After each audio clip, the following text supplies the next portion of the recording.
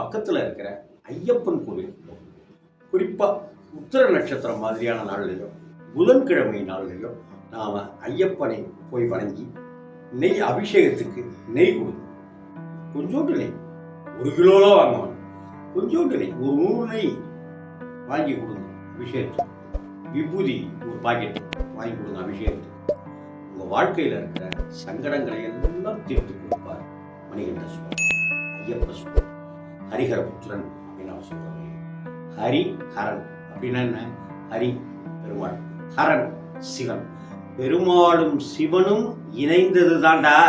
நம்ம தான் இங்கே சைவ வைஷ்ணவ பேதம். விபூதி பட்ட நாமம், அந்த நாமத்தில் தென்கலை வடகலை வடகிழக்கு அப்படி இப்படின்லாம் நம்ம எல்லாம் சொல்லிட்டு இருக்கிறோம். ஆனால் ஹரிஹர புத்திரன், ஹரியாக இருப்பவனும் ஹரனாக இருப்பவனும் சிவனாகவும் பெருமாள்